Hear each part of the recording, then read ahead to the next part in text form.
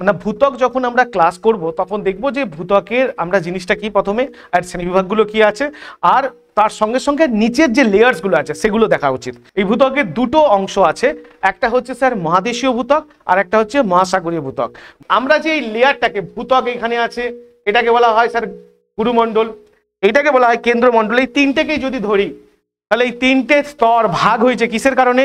Actually ভূমিকম্পের ওয়েভসের উৎপত্তি অনুসারে যখন এটা পরীক্ষা নিরীক্ষা করা হচ্ছিল, গুরুমণ্ডল আর কেন্দ্রমণ্ডল কোথায় এসে মিলিত হয়? গুটেনবার্গ বিযুক্তিতে। এই গুটেনবার্গ বিযুক্তি কোথায় অবস্থিত? 2900। এটাও কোশ্চিন হয় যে ভূ অভ্যন্তরে স্যার কোন জায়গায় পি আর এস তরঙ্গের সব থেকে বেশি গতিবিক্ষেপ ঘটে? লিথোস্ফিয়ারের পর কি? অ্যাস্ট্রোনোস্ফিয়ার। মানে ভূত্বক কমপ্লিট হলো। ভূত্বক কমপ্লিট হচ্ছে এইখানে পিয়াল আর সীমার মাঝখানে, যেটাকে মহাদেশীয় এবং মহাসাগরীয় ভূত্বকের কনরাড ভাগ মিডিলে যে পোর্শনটা থাকে সেটাকে কি বিযুক্তি বলা হয়?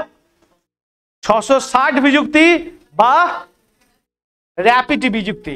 ওভারঅল যদি ভূত্বকের ঘনত্ব বলি 3 গ্রাম পার ঘন সেমি।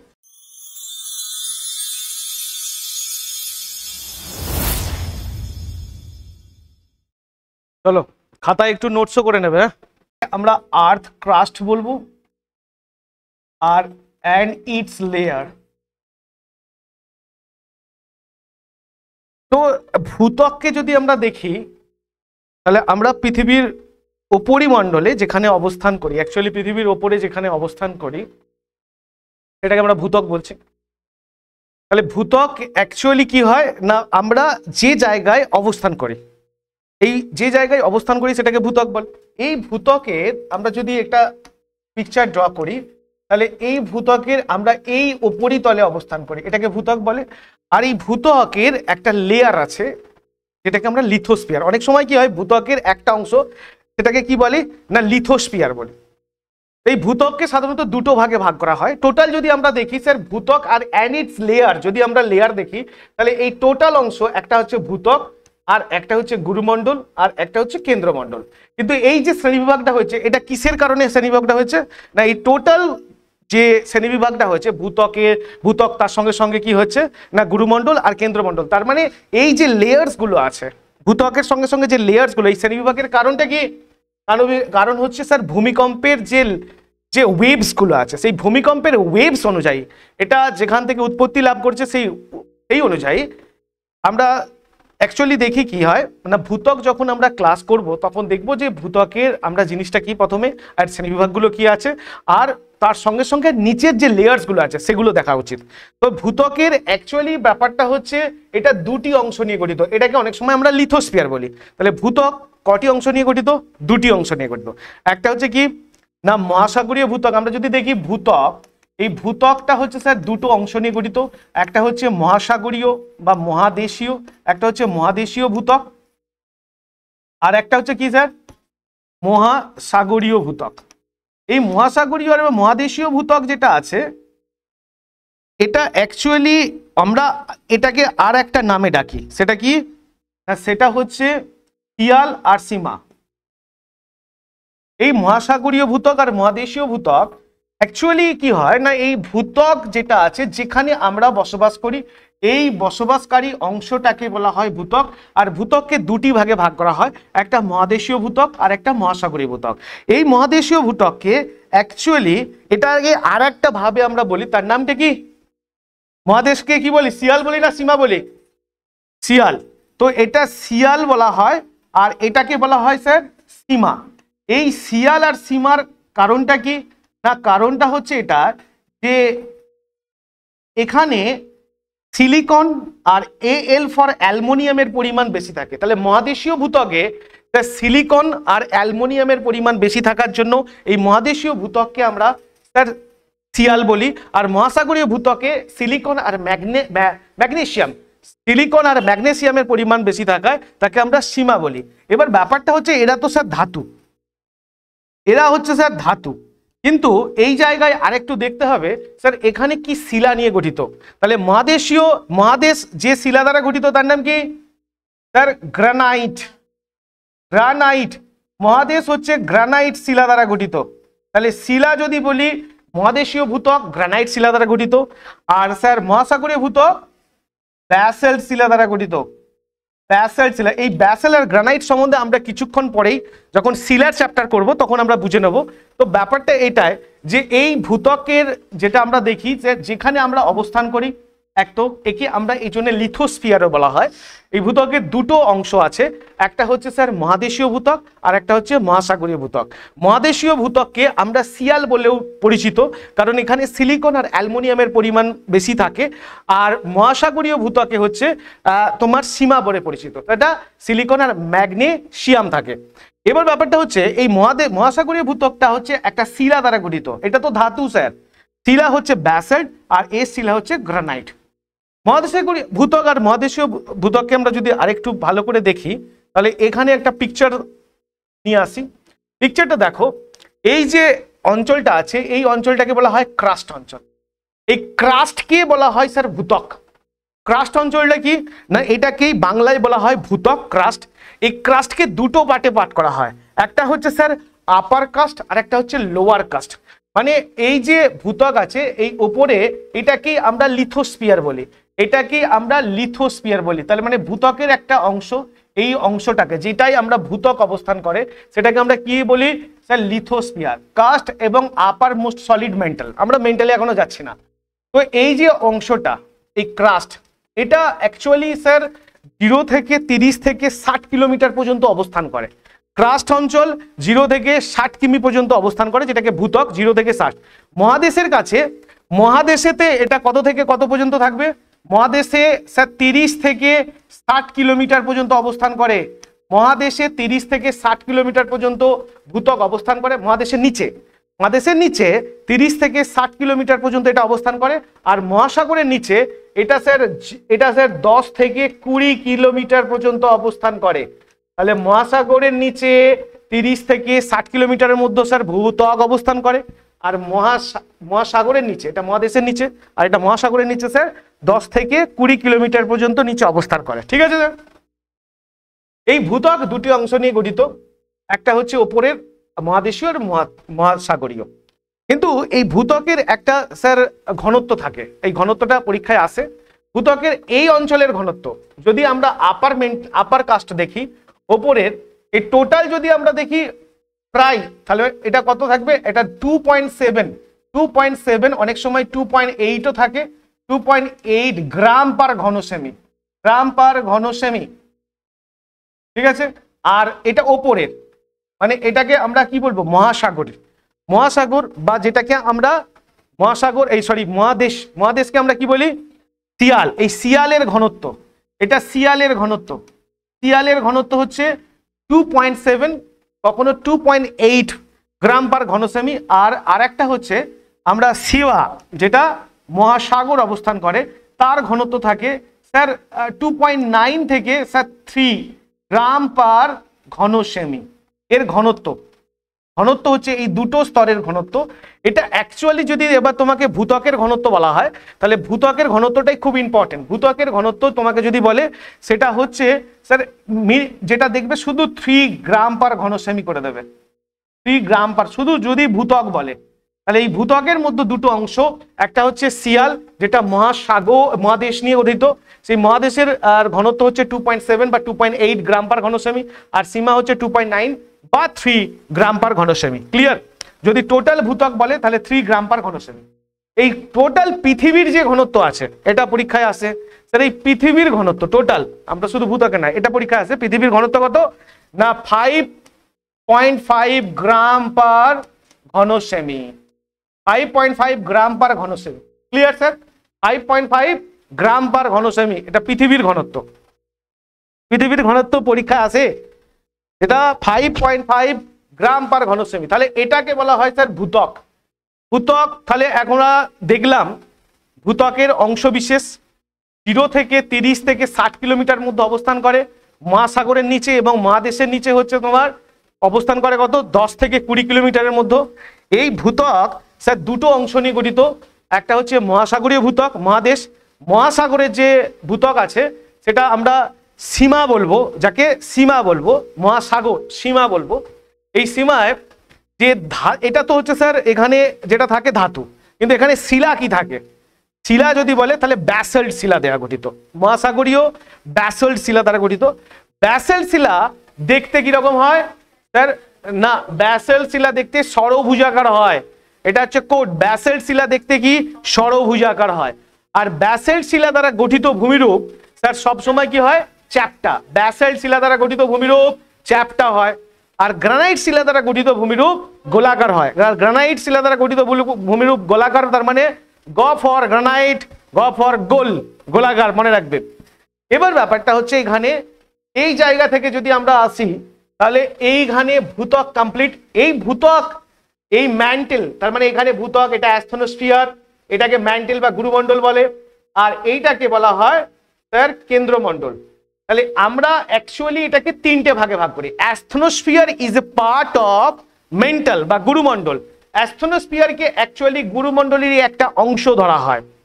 তার মানে আমরা যে এই লেয়ারটাকে, ভূত্বক এখানে আছে, এটাকে বলা হয় স্যার গুরুমণ্ডল, এটাকে বলা হয় কেন্দ্রমণ্ডল। এই তিনটেকেই যদি ধরি তাহলে এই তিনটে স্তর ভাগ হয়েছে কিসের কারণে?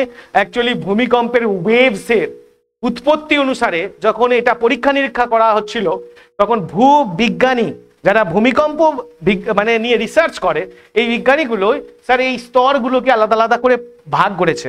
তার মানে এটা ডিপেন্ড করে কার উপরে? না, পি এস ওয়েভসের জন্য। ভূমিকম্পের দুটো তরঙ্গ, একটা পি তরঙ্গ আর একটা হচ্ছে এস তরঙ্গ, এদের উপরে ডিপেন্ড করে। এবার তার মানে আমাকে দেখতে হবে স্যার এই তরঙ্গটা কোথা থেকে? ভূমিকম্পের কেন্দ্র অনেক সময় অ্যাস্থনোস্ফিয়ার, আর অনেক সময় আমরা দেখেছি যে স্যার আপার মেন্টাল থেকে উৎপন্ন করে। আপার মেন্টাল এখান থেকে এখান। অ্যাস্থনোস্ফিয়ার অ্যাকচুয়ালি কত থেকে? 50 থেকে 250 কিলোমিটার মধ্যে অবস্থান করে অ্যাস্থনোস্ফিয়ার। অ্যাস্থনোস্ফিয়ার কত থেকে কত কিলোমিটারের মধ্যে অবস্থান করে? 50 থেকে 250 কিলোমিটারের মধ্যে অ্যাস্থনোস্ফিয়ার অবস্থান করে। এই অ্যাস্থনোস্ফিয়ারটা ভূত্বকের পরে যেটা আছে, তাহলে ওপরে ভূত্বক, নিচে কি থাকে? অ্যাস্থনোস্ফিয়ার। এই অ্যাস্থনোস্ফিয়ারের ওপরেই স্যার মহাসাগর আর মহাদেশ ভাসমান অবস্থায় থাকে। অ্যাস্থনোস্ফিয়ার অঞ্চলটা, এই যে স্তরটা, এই অঞ্চলটা থকথকে জেলি পদার্থের মতো সান্দ্র অবস্থায় থাকে। অ্যাস্থনোস্ফিয়ারটা কিরকম হয়? থকথকে জেলি সান্দ্র অবস্থায় থাকে। এর ওপরেই স্যার ভূত্বক অবস্থান করে, ভেসে থাকে, এটা সান্দ্র অবস্থায় থাকে। আর এই অ্যাস্থনোস্ফিয়ারে একটা পরিচলন স্রোত তৈরি হয়। এই অ্যাস্থনোস্ফিয়ারে একটা পরিচলন স্রোত তৈরি হয়। এখান থেকে গুরুমণ্ডল থেকে বিভিন্নভাবে প্রচুর পরিমাণে উত্তপ্ত, এই উত্তাপের কারণে যে ম্যাগমাগুলো থাকে এই আস্তে আস্তে ওপরের দিকে উঠতে থাকে। তার মানে ভূমিকম্পের কেন্দ্রে অ্যাস্থনোস্ফিয়ারে হতে পারে আর আপার মেন্টাল হতে পারে। আপার, যেটাকে ঊর্ধ্ব গুরুমণ্ডল বলা হয়, এখান থেকে একটা পরিচলন স্রোত সৃষ্টি করে উপর দিকে উঠে। অ্যাস্থনোস্ফিয়ারে সবসময় পরিচলন স্রোত তৈরি হয়, এখানে সবসময় এরকম পরিচলন স্রোত তৈরি হয়। ঠিক আছে, আমরা দেখবো এই অ্যাস্থনোস্ফিয়ারের আবিষ্কার কে করেছেন। অ্যাস্থনোস্ফিয়ারের আবিষ্কার কে করেছেন? ওরা বললাম অ্যান্ডারসন, অ্যান্ডারসন আর গুটেনবার্গ, বেনো গুটেনবার্গ, এটা নামকরণ করেছেন এরা। অ্যাকচুয়ালি আবিষ্কার এখানে তো কিছু হয় না, এখানে সব কি হয়? খোঁজ হয় আর নামকরণ হয়, যেটাকে আমরা ডিসকভার বলতে পারি। ডিসকভার মানে কি? খোঁজা। ঠিক আছে, তো এখানে নামকরণ করেছে কে? না, অ্যান্ডারসন আর বেনো গুটেনবার্গ এই অ্যাস্থনোস্ফিয়ারের নামকরণ করেছে। অ্যাস্থনোস্ফিয়ার স্যার কখনো কখনো ভূমিকম্পের কেন্দ্র হিসেবে পরিগণিত হয়। আর যদি কখনো তোমার অপশানে অ্যাস্থনোস্ফিয়ার না থাকে তাহলে তুমি আপার মেন্টাল করতে পারো, যে ভূমিকম্পের কেন্দ্র বা ভূমিকম্পের উৎপত্তি, আগ্নেয়োচ্ছ্বাস, ভূমিকম্প, আগ্নেয়োচ্ছ্বাস, ভূমিকম্প, মানে আগ্নেয়গিরি বা ভূমিকম্প, এই যে উৎপন্ন হয় এটা কোথা থেকে উৎপন্ন হয়? হয় অ্যাস্থনোস্ফিয়ার থেকে, নাহলে আপার মেন্টাল থেকে। তার মানে টোটাল এই জায়গাটা স্যার 700 কিলোমিটার পর্যন্ত বিস্তার করে। আপার মেন্টাল স্যার কোথা থেকে পর্যন্ত বিস্তার করে? 700 পর্যন্ত। আর লোয়ার মেন্টাল একদম 700 থেকে এখানে 2700 কিলোমিটার পর্যন্ত স্যার এটা কি থাকে? লোয়ার মেন্টাল থাকে। তার মানে টোটাল যে মেন্টাল থাকে, মানে গুরুমণ্ডল থাকে, এটা ওপর থেকে, মানে যদি আমরা 30 থেকে ধরি, 30 থেকে 700 কিলোমিটার পর্যন্ত একটা থাকে, আর 700 থেকে 2700 কিলোমিটার মধ্যে স্যার এটা থাকে। ঠিক আছে, তো এটাকে কি বলবো? না, লোয়ার মেন্টাল, গুরুমণ্ডল। এই যে জায়গাটা থাকে, এই জায়গাটা থেকে অ্যাকচুয়ালি আপার মেন্টাল বা ঊর্ধ্ব গুরুমণ্ডল বা অ্যাস্থনোস্ফিয়ার থেকে আগ্নেয়োচ্ছ্বাস এবং ভূমিকম্প উৎপত্তি হতে পারে। ঠিক আছে, নেক্সট স্যার আমরা দেখবো স্যার অ্যাস্থনোস্ফিয়ারের নিচের অঞ্চলটা। এই অঞ্চল, এই অ্যাস্থনোস্ফিয়ারের কমপ্লিট হলো, এর নিচের অঞ্চলটাকে বলা হয় গুরুমণ্ডল। গুরুমণ্ডল অ্যাকচুয়ালি অতি ক্ষারকীয় শিলা দ্বারা গঠিত। গুরুমণ্ডল কি শিলা দ্বারা গঠিত? অতি ক্ষারকীয়। এই অতি ক্ষারকীয় একটা শিলার নাম তোমাকে পরীক্ষায় আসে, তার নাম পেরিডোটাইট। পেরিডোটাইট অতি ক্ষারকীয়। তোমাকে এটাও কোশ্চেন করতে পারে যে স্যার অ্যাস্থেনোস্ফিয়ার কোন শিলা দ্বারা গঠিত? অ্যাস্থেনোস্ফিয়ার কোন শিলা দ্বারা গঠিত? পেরিডোটাইট। অ্যাস্থেনোস্ফিয়ার হলো পেরিডোটাইট, কারণ পেরিডোটাইট অ্যাস্থেনোস্ফিয়ারও তো ইজ এ পার্ট অফ গুরুমণ্ডল। গুরুমণ্ডলের এই একটা পার্ট হচ্ছে অ্যাস্থেনোস্ফিয়ার, সেই জন্য হচ্ছে পেরিডোটাইট শিলা দ্বারা গঠিত অ্যাস্থেনোস্ফিয়ারও ইজ অলসো অ্যাজ গুরুমণ্ডল বা মেন্টাল। ঠিক আছে, এখানে আছে 2000 এটা 2900 কিলোমিটার পর্যন্ত, এটা 2900 কিলোমিটার, এটা 700 পর্যন্ত, আর এটা পুরো গুরুমণ্ডল যেখানে কমপ্লিট করছে 2900 কিলোমিটার পর্যন্ত। গুরুমণ্ডলের স্যার এই পার্টটা তাহলে অতি ক্ষারকীয় শিলা, আর ক্ষারক যদি হয় বেশি, ক্ষারকীয় শিলা হলে এখানে কি পরিমাণ থাকবে না, এই যে বেসটা তৈরি হবে সেখানে ক্যালসিয়াম, ম্যাগনেসিয়াম, সোডিয়াম, ঠিক আছে, যত আম জাতীয় যে গ্রুপগুলো আছে সব এখানে গুরুমণ্ডলে বেশি থাকে। ঠিক আছে, তাহলে গুরুমণ্ডলে সব থেকে বেশি থাকে, আর গুরুমণ্ডল অতি ক্ষারকীয় শিলা দ্বারা গঠিত, আর এটা 2900 কিলোমিটার পর্যন্ত। তার মানে আমরা এখানে 700 থেকে 900 নিম্ন গুরুমণ্ডল, আর এখানে 60 থেকে 700 কিলোমিটারের পর্যন্ত ঊর্ধ্ব গুরুমণ্ডল, যেটাকে আমরা অনেক সময় অ্যাস্থেনোস্ফিয়ারের পর থেকেও ধরি বা অ্যাস্থেনোস্ফিয়ারকে নিয়েও ধরা হয়। এই জন্যই তোমাকে 30 থেকে 700 কিলোমিটার পর্যন্ত বলা হয়। ঠিক আছে, নেক্সট এই গুরুমণ্ডলের পর স্যার এই নিচে যেটা আছে এটাকে কেন্দ্রমণ্ডল বলে। তার মানে 2900 কিলোমিটার থেকে 5100 কিলোমিটারের পর্যন্ত যেটা আছে সেটাকে বলা হয় কি 5100। 2900 থেকে 5100 কিলোমিটার পর্যন্ত যেটা, সেটাকে বলা হয় ঊর্ধ্ব কেন্দ্রমণ্ডল, যেটাকে হচ্ছে আপার কোর বলা হয়। এটা কোর, কোর বাংলায় কি বলে, এই ইংলিশে কি বলে কোর, আর বাংলায় বলে কেন্দ্র। তো এই 2900 কিলোমিটার থেকে 5100 কিলোমিটার পর্যন্ত এটাকে বলা হয় ঊর্ধ্ব গুরুমণ্ডল, আর 5100 থেকে 6378 পর্যন্ত এটাকে নিম্ন গুরুমণ্ডল বলা হয়। এবার ব্যাপারটা হচ্ছে স্যার এই গুরুমণ্ডলের সব থেকে ট্যাকটিসটা কি না, এই যে পার্টটা আছে এটা স্যার লিকুইড পার্ট। তার মানে ঊর্ধ্ব গুরুমণ্ডলটা স্যার তরল অবস্থায় থাকে। এটা কি না তরল অবস্থায় থাকে ঊর্ধ্ব গুরুমণ্ডল, আর নিম্ন গুরুমণ্ডল স্যার সলিড অবস্থায় বা কঠিন অবস্থায় থাকে। তাহলে নিম্ন গুরুমণ্ডলটা স্যার কঠিন আর ঊর্ধ্ব গুরুমণ্ডল তরল অবস্থায় থাকে। এখানে সব থেকে ইম্পর্টেন্ট যে জিনিসটা সেটাকে আমি এটাকে মুছে দিচ্ছি। এখানে দেখো স্যার এখানে ব্যাপারটা হচ্ছে কি না সব থেকে ইম্পর্টেন্ট জিনিস সেটা হচ্ছে না তরঙ্গ, ভূমিকম্পের তরঙ্গ। এই ভূমিকম্পের তরঙ্গ স্যার উৎপত্তি লাভ করে স্যার অ্যাস্থেনোস্ফিয়ার থেকে, না হলে স্যার ঊর্ধ্ব গুরুমণ্ডল থেকে। এই যে এখান থেকে যে তরঙ্গটা উৎপত্তি লাভ করে সেটাকে কি বলে, প্রথম যে তরঙ্গটা উৎপত্তি হয় তার নাম কি পি তরঙ্গ, তারপরে যে তরঙ্গটা উৎপত্তি লাভ করে এর নাম কি সেকেন্ডারি। তাহলে এটা পি তরঙ্গ আর এটা সেকেন্ডারি তরঙ্গ। এই তরঙ্গ কিন্তু নিচের দিকে প্রবাহিত হয়, কিন্তু এই আস্তে আস্তে ঠিক 2900 কিলোমিটারের মধ্যে এই দুটো তরঙ্গই প্রবাহিত হচ্ছে, কিন্তু এই আস্তে আস্তে নিচে 2900 কিলোমিটারের মধ্যে এই জায়গাটা এসে স্যার এই তরঙ্গের সব থেকে বেশি পি আর এস তরঙ্গের গতিবিক্ষেপ ঘটে। পি আর এস তরঙ্গের গতিবিক্ষেপ কোথায় ঘটে, সব থেকে বেশি পি আর এস তরঙ্গের গতিবিক্ষেপ ঘটে 2900 কিলোমিটার পর্যন্ত, 700 নয় ওটা 900 হবে। তো 2900 কিলোমিটার, যেটাকে এখানে একটা বিযুক্তি রেখা থাকে, এই বিযুক্তিকে কি বিযুক্তি বলে, গুটেনবার্গ বিযুক্তি। তাহলে তোমাকে এটা কোশ্চেন হবে যে পি ভূমিকম্পের পি আর এস তরঙ্গ কোন বিযুক্তিতে সব থেকে বেশি, কোন বিযুক্তিতে গতিবিক্ষেপ ঘটে, মানে এদের গতি চেঞ্জ হয়ে যায়, সেটা হচ্ছে কি গুটেনবার্গ বিযুক্তি বা 2900 কিলোমিটারের মতো, যেখানে যেখানে স্যার এই যে এখান থেকে গুরুমণ্ডল আর কেন্দ্রমণ্ডল এসে মিলিত হয় যে জায়গাটা, সেটাকে কি গুরুমণ্ডল আর কেন্দ্রমণ্ডল কোথায় এসে মিলিত হয়, গুটেনবার্গ বিযুক্তিতে। এই গুটেনবার্গ বিযুক্তি কোথায় অবস্থিত, 2900। এটাও কোশ্চেন হয় যে ভূ অভ্যন্তরে স্যার কোন জায়গায় পি আর এস তরঙ্গের সব থেকে বেশি গতিবিক্ষেপ ঘটে, না গুটেনবার্গ বিযুক্তি 2900 কিলোমিটার। আর তুমি বলতে পারো যে গুরুমণ্ডল আর কেন্দ্রমণ্ডলের মাঝখানে যে অবস্থাটায় থাকে, তো এটাকে বলা হয় পি আর এস তরঙ্গ। কারণ কি না স্যার পি তরঙ্গ অ্যাকচুয়ালি আমরা যখন ভূমিকম্প করবো সেটাকে আরো ডিটেলস ভাবে বলবো, কিন্তু এখানে দেখে নাও যে পি তরঙ্গ কার মতো স্যার, কার বৈশিষ্ট্য বহন করে, সাউন্ড বা শব্দ তরঙ্গের মতো বৈশিষ্ট্য বহন করে। এটা শব্দ তরঙ্গের মতো বৈশিষ্ট্য বহন করে। আর এস তরঙ্গ কার মতো বৈশিষ্ট্য বহন করে, হ্যাঁ লাইট বা আলোর মতো বৈশিষ্ট্য। আলোক যে বৈশিষ্ট্য আছে না, আলোর যে বৈশিষ্ট্য সেই বৈশিষ্ট্য বহন করে এস তরঙ্গ। পি তরঙ্গ হচ্ছে স্যার সাউন্ড। তার মানে শব্দ স্যার কঠিন তরল গ্যাসের মধ্য দিয়ে যায়, তার মানে পি তরঙ্গ কঠিন পদার্থ, তরল পদার্থ, গ্যাসের পদার্থের মধ্য দিয়ে যেতে পারে। তার মানে এখানে যে অঞ্চলটা আসলো মানে 2900, আর এটা তো লিকুইড, তো লিকুইডের উপর দিয়ে স্যার কঠিন যেতে পারে, মানে পি তরঙ্গ যেতে পারে, কারণ পি কঠিনের উপর দিয়েও যেতে পারে, তরলের উপর দিয়েও যেতে পারে, আবার গ্যাসের উপর দিয়ে। সেই জন্য পি তরঙ্গ যেতে পারে, কিন্তু তার এখানে স্পিড কমে যায়, কারণ তরল পদার্থ না, তরল পদার্থের উপর যখন এখানে দেখো অ্যাস্ট্রোস্ফিয়ারেও স্পিড কমে যায়, অ্যাস্ট্রোস্ফিয়ারেও পি আর এস তরঙ্গের এটা সান্দ্র অবস্থায়, আর এটা তো পুরোপুরি তরল, তো তরল অবস্থায় এখানে স্পিডটা কমে যায়, কিন্তু এস তরঙ্গ এখানে স্যার আজ যেতে পারে না, কারণ এস তরঙ্গ কেবলমাত্র কঠিন পদার্থের উপর দিয়ে যেতে পারে। ভূমিকম্পের এস তরঙ্গ কেবলমাত্র কঠিন পদার্থের উপর দিয়ে যেতে পারে। তো এই কঠিন পদার্থের উপর দিয়ে যেহেতু যায়, সেজন্য এটা লিকুইড পার্ট। তাহলে গুরুমণ্ডলের কেন্দ্রমণ্ডলের ওপর যে অঞ্চলটা ও ঊর্ধ্ব কেন্দ্রমণ্ডল, সেটা স্যার লিকুইড পার্ট। এই লিকুইডের জন্য স্যার এস তরঙ্গ এখানে যেতে পারে না, এর পুরো রাস্তা আটকে যায়, এ ভাটাকটা ও আদমার মতো ঘুরে বেড়ায় এখানে, ঠিক আছে। আর নিচে এখানে এসে আবার কিন্তু পি আর এস তরঙ্গ আবার তার গতি ফিরে পায়।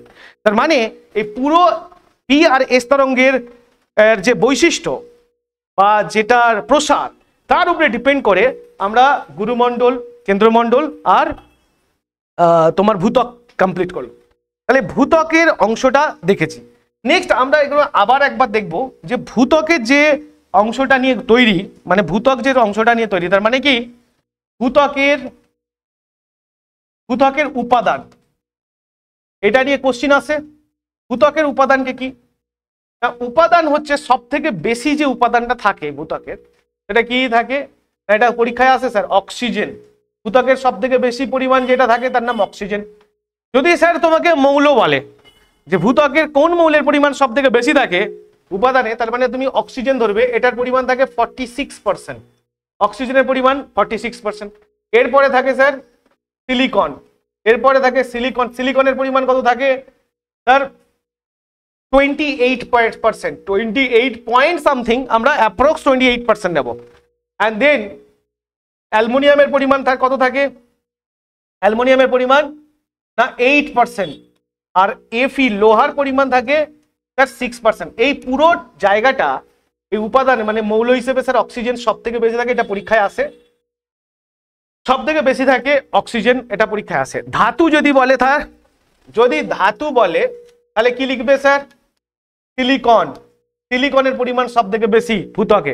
ভূত্বকে যদি ধাতু বলে সিলিকন, আর সিলিকনের পরিমাণ সব থেকে বেশি, ঠিক আছে। আর যদি মৌল বলে তাহলে অক্সিজেনের পরিমাণ। আর সব থেকে শেষে তাহলে লাস্ট যে মৌলটা থাকে তার নাম কি, হাইড্রোজেন। সব থেকে শেষ পরিমাণ যেটা খুব অল্প পরিমাণ থাকে, পার্সেন্টেজ হিসেবে সব থেকে কম থাকে মৌলের মধ্যে, সেটা হাইড্রোজেন। আর ভূত্বক এই উপাদান নিয়ে তৈরি, ঠিক আছে। এইবারে ভূত্বক অ্যাকচুয়ালি উপাদানগুলো কোন গ্রুপের সাথে যুক্ত, কোন গ্রুপ, এই উপাদানগুলো মানে এই যে মৌলগুলো, এগুলো সাধারণত কোন গ্রুপের সঙ্গে যুক্ত, কেমিক্যাল বন্ডের যে গ্রুপগুলো হয় তার মধ্যে হচ্ছে স্যার যে গ্রুপ, যেমন অক্সাইড গ্রুপ হয় না, তারপরে তোমার সিলিকেট, ঠিক আছে, সিলিকেট গ্রুপের সাথে যুক্ত, আচ্ছা তোমার অক্সাইড গ্রুপের সঙ্গে যুক্ত, তোমার এই যে গ্রুপগুলো, এগুলো এখানে খুব একটা ইম্পর্টেন্স নয়, তাহলে আমি শুধু উপাদানে এখানে আরামসে রেখে দিই, কারণ এখানে এইগুলোর ছাড়া আর এখানে খুব একটা ইম্পর্টেন্স নেই। নেক্সট আমরা একটু দেখব আর একবার, এখানে দেখো আর্থের যে লেয়ার আছে, এই লেয়ারটা হচ্ছে স্যার একটা ওপর থেকে একদম নিচ পর্যন্ত আসছে যে লেয়ারগুলো, দেখো ফার্স্ট লেয়ারটাকে বলা হয় ওসেনিক ক্রাস্ট। তাহলে আমরা ওপরের অংশে এখানে দেখিয়েছে যেটা, সেটাকে বলা হয় ওসেনিক ক্রাস্ট। তার ওসেনিক ক্রাস্ট মানে কি, মহাসাগরীয় ভূত্বক। তারপরের অংশটাকে বলা হয় কন্টিনেন্টাল ক্রাস্ট, যেটাকে বলা হয় মহাদেশীয় ভূত্বক। তারপরের অংশটাকে বলা হয় স্যার লিথোস্ফিয়ার। অ্যাকচুয়ালি এই যে ক্রাস্টের পরে অংশ যেটা আছে, যে অংশ হালকা থিকনেসের ওপর, সেটা যদিও ক্রাস্টেরই একটা অংশ, এটা কিন্তু ক্রাস্টেরই অংশ, এটাকে লিথোস্ফিয়ার বলে। নেক্সট তারপরে স্যার আপার ম্যান্টেল, মানে আমরা অ্যাস্থনোস্ফিয়ারের পরে, লিথোস্ফিয়ারের পর কি অ্যাস্থনোস্ফিয়ার, মানে ভূত্বক কমপ্লিট হলো, ভূত্বক কমপ্লিট হচ্ছে এইখানে ভূত্বক কমপ্লিট। ভূত্বকের পর স্যার কি থাকে, অ্যাস্থনোস্ফিয়ার। অ্যাস্থনোস্ফিয়ার মানে যেটাকে মেন্টেল বা গুরুমণ্ডল বলে, গুরুমণ্ডল আর ভূত্বকের মাঝখানে কি থাকে, অ্যাস্থনোস্ফিয়ার। আর এখানে হচ্ছে স্যার আপার মেন্টেল, মানে এই যে মেন্টেল, এইটাকে বলা হয় স্যার, এই দুটোটাকে বলা হয় মেন্টেল মানে গুরুমণ্ডল। তাহলে গুরুমণ্ডল আর ভূত্বকের মাঝখানে থাকে অ্যাস্থনোস্ফিয়ার। অ্যাস্থনোস্ফিয়ার অ্যাকচুয়ালি গুরুমণ্ডলেরই একটা পার্ট, একটা অংশ। অ্যান্ড তারপরে স্যার আমরা দেখব কোর, আর কোরের মধ্যে দুটো অংশ আছে, একটা হচ্ছে আউটার কোর আর একটা হচ্ছে ইনার কোর, যেটাকে বলা হয় মানে কেন্দ্রমণ্ডল, অন্তঃকেন্দ্রমণ্ডল আর বহিঃকেন্দ্রমণ্ডল। তার মানে আমরা পুরোপুরি ভাবে তিনটে ভাগে অ্যাকচুয়ালি আর্থ যে লেয়ার গুলো আছে সেই লেয়ারকে আমরা দেখেছি। আচ্ছা, এই লেয়ার কিসের উপরে ডিপেন্ডেন্ট হচ্ছিল? এই ভাগটা কিসের উপরে হয়েছে? লেয়ারটা ভাগ কিসের উপরে হয়েছে? হ্যাঁ হ্যাঁ হ্যাঁ, ভূমিকম্পের তরঙ্গে অনুযায়ী এই লেয়ারকে ভূমিকম্প যে বিশারদ আছে, ভূমিকম্পের যে বিজ্ঞানী, যেসব যারা রিসার্চ করে, তারা এই ভাগটা করেছে। এবার ব্যাপারটা হচ্ছে এই যে কন্টিনেন্টাল ক্রাস্ট আর ওশেনিক ক্রাস্ট, এটাকে আরেকটা ভাবে বলা হয়, এটা মহাসাগরীয়। মহাসাগরীয়কে কি বলে? শিয়াল না সীমা? সীমা। আর মহাদেশীয়কে শিয়াল। এই দুটোর মধ্যে একটা বিযুক্তি থাকে, এই দুটো স্তরের মধ্যে একটা বিযুক্তি থাকে। বিযুক্তিটা পুরোপুরি ভাবে কিন্তু স্যার কি, বিযুক্তিটা পুরোপুরি ভাবে কি, এটা অ্যাকচুয়ালি কাল্পনিক একটা রেখা, কল্পনা করা হয়েছে। এই বিযুক্তিটার নাম কি? এটাকে বলা হয় কনরাড বিযুক্তি। তাহলে আমরা এখানে একটু দেখে নেব এই বিযুক্তি সম্বন্ধে। আমরা যদি জাস্ট একটা সিম্পল ড্র করব, এই যে বিযুক্তিটা দেখছি, এই যে বিযুক্তিটা দেখছি, এটার নাম হচ্ছে, এটা দেখো, এটাকে আমরা কি বলবো? শিয়াল। আর এটাকে কি বলবো?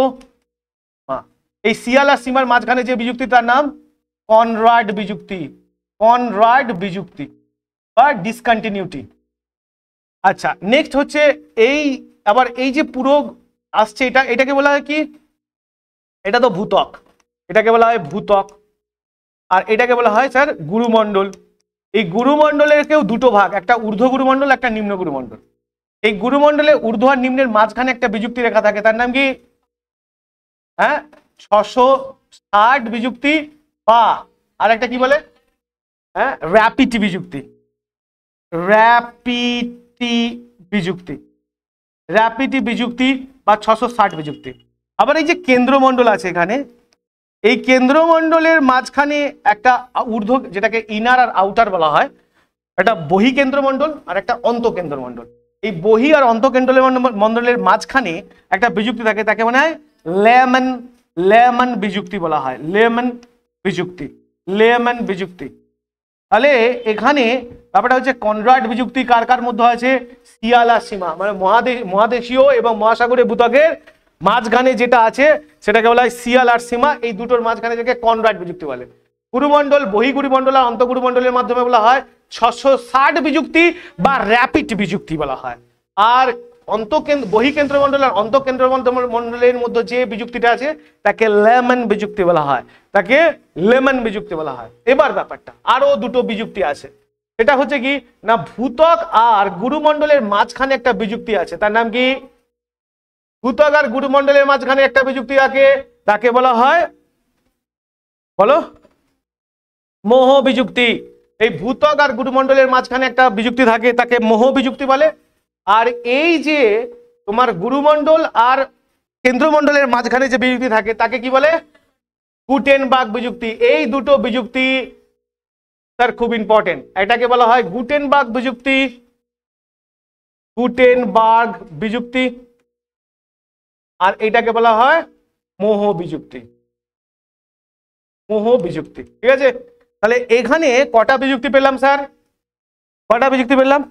5টা। একটা হচ্ছে শিয়াল আর সীমার মাঝখানে, যেটাকে মহাদেশীয় এবং মহাসাগরীয় ভূত্বকের কনরাড।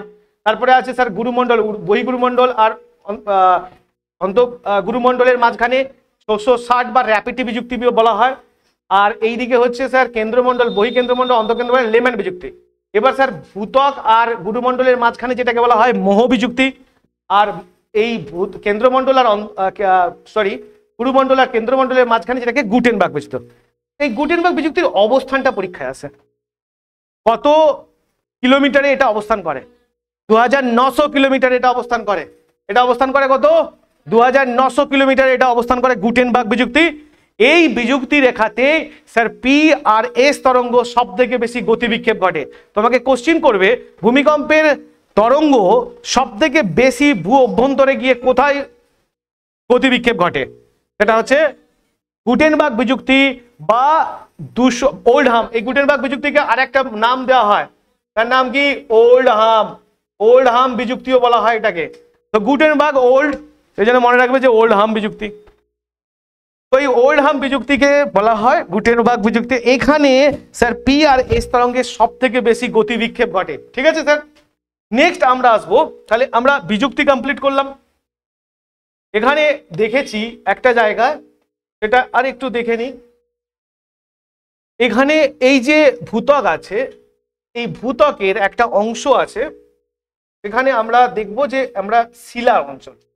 তাহলে আমরা যদি দেখি যে এই যে কাস্ট অঞ্চল, ওপরের পোর্শনটা, এই ওপরের পোর্শনটাকে বলা হয় কন্টিনেন্টাল, আর একটা হচ্ছে ওসেনিক। কন্টিনেন্টাল যে ক্রাস্ট আছে, যেটাকে মহাসাগরীয় ভূত্বক বলে, এই মহাসাগরীয় ভূত্বকটা মহাদেশীয় ভূত্বকটা, এই মহাদেশীয় ভূত্বকটা স্যার কি অঞ্চল নিয়ে গঠিত? এখানে চলে আসে মহাদেশীয় ভূত্বকটা স্যার, অঞ্চলটা ঠিক আছে, এখানে বলবে ধাতু। এই যে ওসেনিক ক্রাস্ট, এটা কি ধাতু নিয়ে তৈরি?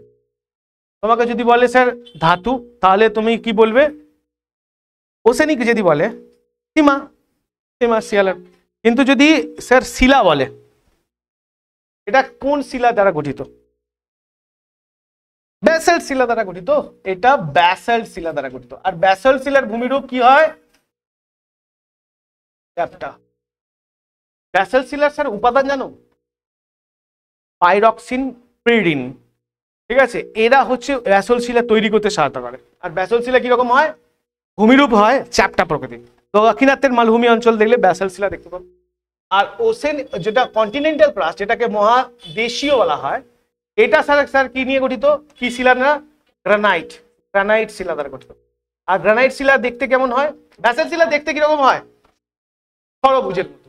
আর গ্রানাইট শিলা দ্বারা গঠিত যে ভূমিরূপ হয় সেটা গোলাকার। গ ফর গ্রানাইট, গ ফর গোলাকার। আর গ্রানাইট শিলা গঠিত একটা ভূমিরূপের নাম বলো। ছোটনাগপুর মালভূমি, ছোটনাগপুর মালভূমি। আর একটা কি? কর্ণাটকের মালনাদ।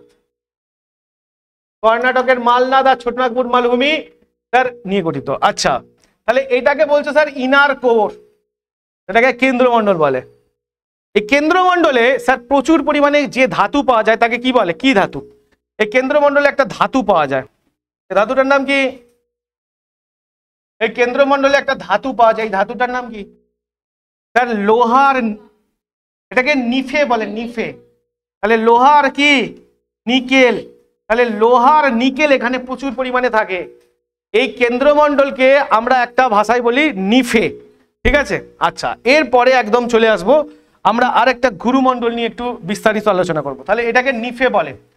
কেন্দ্রমণ্ডল কি অবস্থায় থাকে? যেটাকে নিচের অঞ্চলটাকে, যেটাকে বলা হয় স্যার অন্তঃকেন্দ্রমণ্ডল, কি অবস্থায় থাকে? কঠিন তরল গ্যাসের মধ্যে কঠিন। আর যদি বহিকেন্দ্রমণ্ডল বলি তাহলে তরল অবস্থায় থাকে। আর এই জন্য এই তরল অবস্থা দিয়ে স্যার এস তরঙ্গ প্রবাহিত হতে পারে না, তাই কি না? নেক্সট আমরা এবার আসছি স্যার একটু গুরুমণ্ডলে চলে আসি। তো আমরা এই যে দেখবো স্যার গুরুমণ্ডল, যেটাকে মেন্টাল বলে, এই গুরুমণ্ডল যে অঞ্চলটা আছে, এই গুরুমণ্ডলে যে অঞ্চলটা আছে, এই অঞ্চলকে দুটো পার্টে পাঠ করা হয়। একটা হচ্ছে বহি, আর একটা হচ্ছে অন্ত গুরুমণ্ডল। আপার মেন্টাল আর ইনার মেন্টাল বা লোয়ার মেন্টাল বলা হয়। এবার এই যে মেন্টালের নাম আরেকটা দেওয়া হয়, তার নাম ক্রোফেসিমা। ক্রোফেসিমা। আর লোয়ার যেটাকে বলা হয় সেটাকে বলা হয় নিফেসিমা। নিফেসিমা। এই ক্রোফেসিমার মধ্যে তুমি যে ধাতুগুলো সেগুলো পেয়ে যাবে। ক্রো ফর ক্রোমিয়াম, এফি ফর নিকেল, এফি ফর লোহা ফেরাস, এসআই ফর সিলিকন, আর এমএ ফর ম্যাগনেসিয়াম।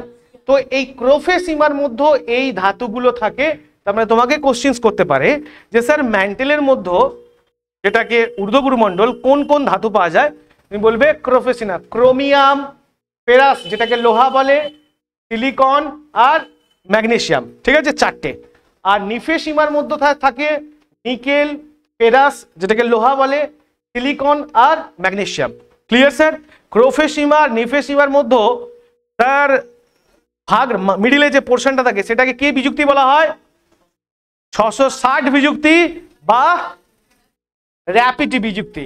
র্যাপিড বিযুক্তি বা 660 বিযুক্তি। ঠিক আছে। এবার আসি স্যার পি তরঙ্গের গতি অনুযায়ী। তো কিছু কিছু জায়গায় আমরা দেখব যে স্যার ভূমিকম্পের যে তরঙ্গটা আছে না, এই ভূমিকম্পের তরঙ্গটা একটু দেখে নিই কোন তরঙ্গ কোথা দিয়ে যায়। তাহলে আমরা আচ্ছা, ভূমিকম্পের কেন্দ্র যেখান থেকে উৎপত্তি লাভ করে সেটাকে নাম কি বলা হয়? কেন্দ্র বা ফোকাস, তাই কি না? এই ভূমিকম্পের কেন্দ্র বা আগ্নেয়োচ্ছ্বাস যেখান থেকে উৎপত্তি হয়, এটা বেসিক্যালি দেখা গেছে অ্যাস্ট্রোনস্ফিয়ারের উপর। অ্যাস্ট্রোনস্ফিয়ারের কোথায় পয়েন্ট করব? অ্যাস্ট্রোনস্ফিয়ারে দেখবো এই এখান থেকে অ্যাস্ট্রোনস্ফিয়ার বা আপার মেন্টেল থেকে, যেটা 700 কিলোমিটারের মধ্যে থাকে। তো এখান থেকে যদি ভূমিকম্পের উৎপত্তি লাভ করে বা কেন্দ্রের ফোকাস লাভ করে, যেটা ভূমিকম্প হোক, আগ্নেয়োচ্ছ্বাস হোক, তো এখানে আগ্নেয়োচ্ছ্বাস এখান থেকে বেসিক্যালি দেখা যায়, কারণ এখানে একটা পরিচলন স্রোত চলে। এই পরিচলন স্রোত আস্তে আস্তে গিয়ে ভূত্বককে কি হয়, বারবার আঘাত করতে থাকে, আঘাত করে একটা ফাটল বা ক্র্যাক সৃষ্টি করে। এই ফাটল বা ক্র্যাক দিয়ে স্যার এই ম্যাগমা আস্তে আস্তে উপর দিকে উঠে আসে।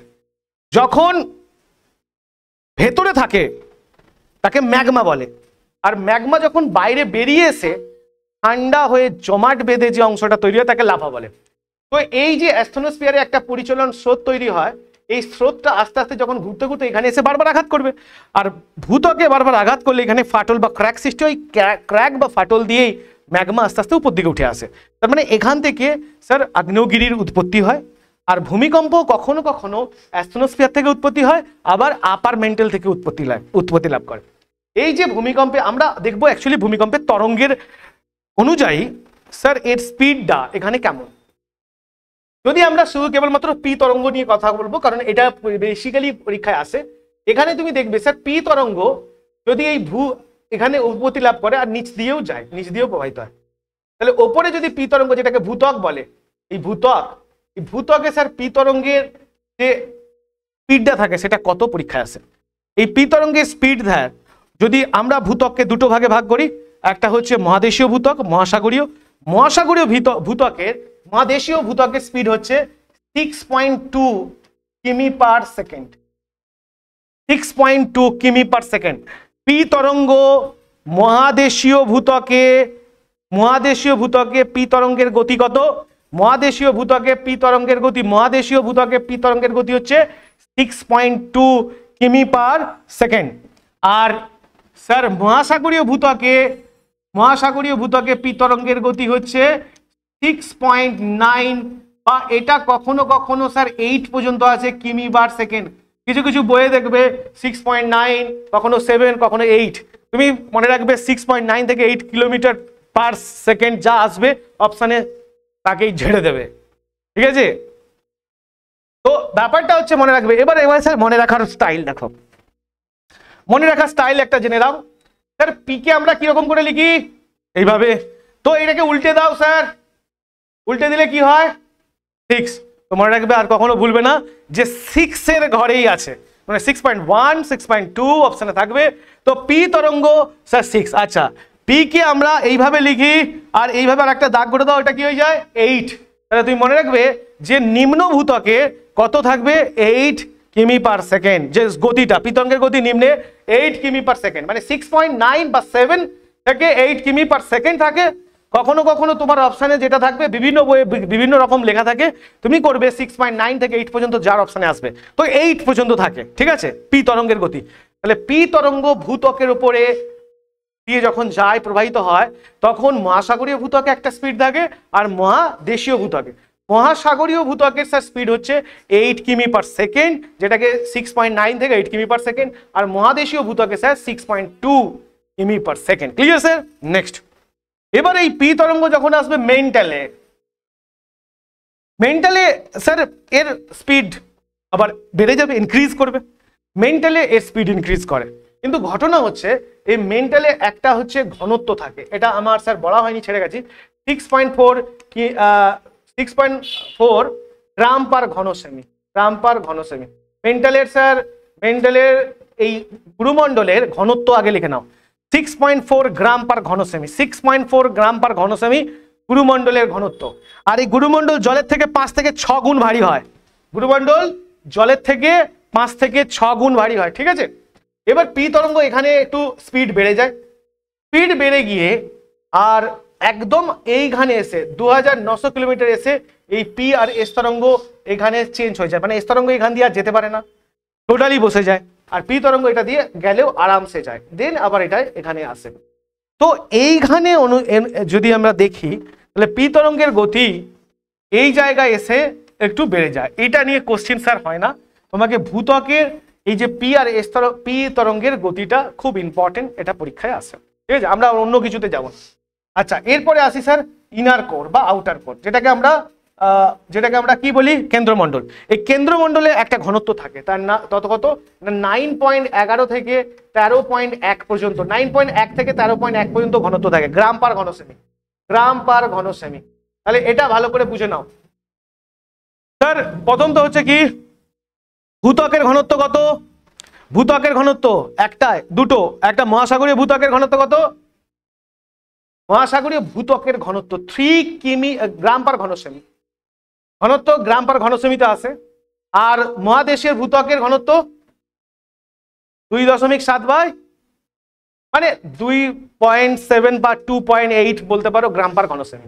তার মানে ওভারঅল যদি ভূত্বকের ঘনত্ব বলি 3 গ্রাম পার ঘনসেমি। ওভারঅল স্যার গুরুমণ্ডলের ঘনত্ব 6.4 গ্রাম পার ঘনসেমি। ওভারঅল কেন্দ্রমণ্ডলের ঘনত্ব 13.1 গ্রাম পার ঘনসেমি বা শুধু 13 গ্রাম পার ঘনসেমি। ক্লিয়ার স্যার, বোঝা গেছে? আর পি তরঙ্গ আর এস তরঙ্গ কোথায় এসে আটকে যায়? কোথায় এসে আটকে যায়? গতিবিক্ষেপ ঘটে, সব থেকে বেশি গতিবিক্ষেপ ঘটে 2900 কিলোমিটারে, যেটাকে আমরা গুটেনবার্গ বিযুক্তি বলা হয়। ক্লিয়ার স্যার, বোঝা গেছে? কমপ্লিট। এখান ছিল স্যার ভূত্বক আর তার লেয়ার।